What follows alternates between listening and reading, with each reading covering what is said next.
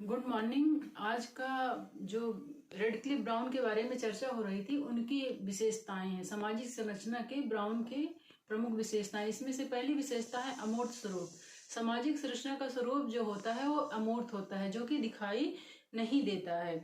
सामाजिक संरचना का संबंध व्यक्तियों के मध्य संबंध विद्वान ताने बाने या जाल से बना होता है, जिसे तो न देखा जा सकता है और न छुआ या मापा जा सकता है।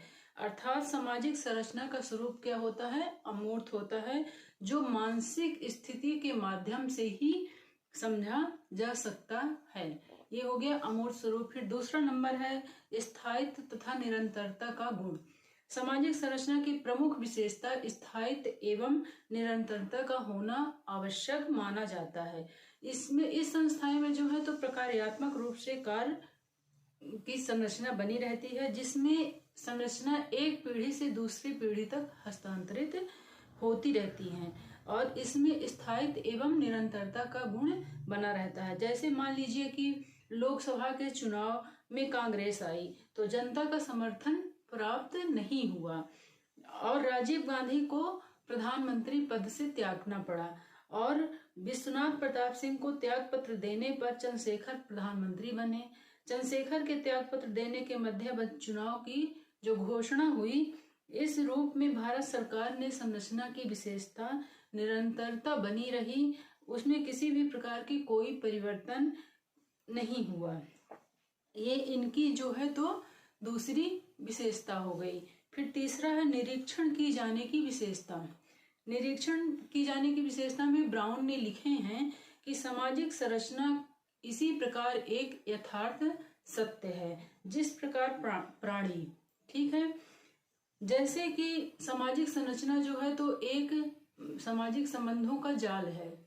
ब्राउन ने कहा है कि समाज जो हमारा है, सामाजिक संरचना जो है तो सामाजिक संबंधों का जाल या ताना बाना है, जो एक दूसरे से जुड़े हुए हैं। यह एक महत्वपूर्ण यथार्थ है जिसका निरीक्षण द्वारा ज्ञात किया जा सकता है। जैसे कि ग्रामीण समुदाय की संरचना को हम देखते हैं तो व्यक्तियों के सदस्यों के मध्य जो पारस्परिक संबंध ज्ञात करना होता है, एक जाल के रूप में बंधे हुए होते हैं।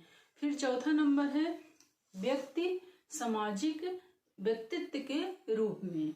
व्यक्ति सामाजिक व्यक्तित्व के रूप में रेडक्लिफ ब्राउन ने लिखे हैं कि व्यक्ति को मात्र सामाजिक प्राणी के रूप में स्वीकार नहीं किया जा सकता, वरन व्यक्ति को सामाजिक व्यक्तित्व माना गया है।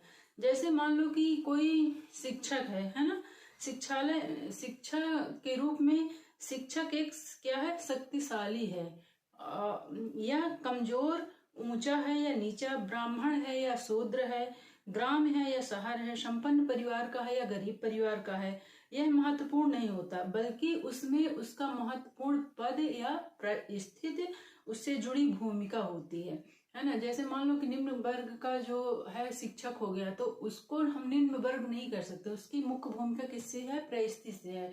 उसको हम उसके पद के अनुसार व्यक्ति के व्यक्तित्व के रूप में ही देखेंगे, ठीक है।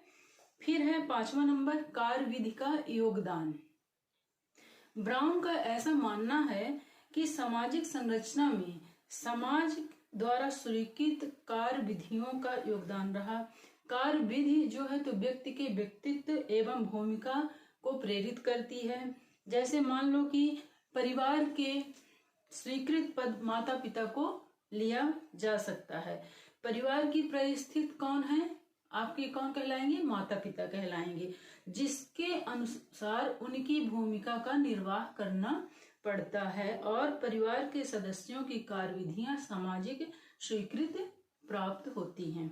फिर छठवां नंबर है स्थानीय विशेषताओं से प्रभावित। रेडक्लिफ ब्राउन की मानता है कि समाज विज्ञानियों के लिए किसी सामाजिक संरचना को समझने हेतु क्षेत्र विशेष आधार को ज्ञात करना चाहिए। इसका प्रमुख कारण है कि जिस क्षेत्र के निवासी सामाजिक जीवन वहां स्थानीय विशेषताओं जैसे सामाजिक, सांस्कृतिक, भौगोलिक, राजनीतिक स्थितियों से प्रभावित होता है। उदाहरण के रूप में जैसे हम भारत के विभिन्न राज्यों की वास्तविक संरचना में भिन्नता के लिए वहाँ की भौगोलिक एवं सांस्कृतिक परिस्थितियों का उल्लेख करते हैं। फिर 7वां नंबर है सामाजिक संरचना जो है तो क्या होती है, परिवर्तनशील होती है। ब्राउन का कहना है कि जब दो भिन्न प्रकार की संस्कृतियों से संबंध व्यक्ति परस्पर एक दूसरे के संपर्क में आते हैं तो निश्चित रूप से एक दूसरे को प्रभावित करते हैं, जिसके कारण उनकी सामाजिक संरचना भी परिवर्तन होती रहती है। फिर ये हो गए सामाजिक संरचना के रेडक्लिफ ब्राउन की विशेषताएं। कितनी विशेषताएं? 7 विशेषताएं हम बताएं आपको, ठीक है। और फिर आगे आ जाएगा सामाजिक संरचना के तत्व कौन कौन से हैं। सामाजिक संरचना के तत्व में पहला है समूह, दूसरा है भूमिका के अनुरूप व्यक्तियों तथा वर्गों का विभेदीकरण, तीसरा है सामाजिक संबंध, और फिर है संस्थाएं, हित या समूह, फिर 6वां नंबर है धर्म तथा संस्कार। ये क्या हो गए? रेडक्लिफ ब्राउन के सामाजिक तत्व हो गए, ठीक है। फिर इसके बाद जो धर्म तथा संस्कार है, ब्राउन ने इस संदर्भ में विचार करते हुए बताया कि धर्म वह सीमेंट है जो समाज को एक रूप में बांधे रखता है। वास्तव में धर्म क्रिया का एक तरीका है और विश्वासों की एक व्यवस्था है जिसमें समाजशास्त्री घटना के साथ साथ एक व्यक्तिगत अनुभव प्राप्त होता है। ये हो गए हमारी क्या रेडक्लिफ ब्राउन की विशेषताएं और प्रमुख तत्व।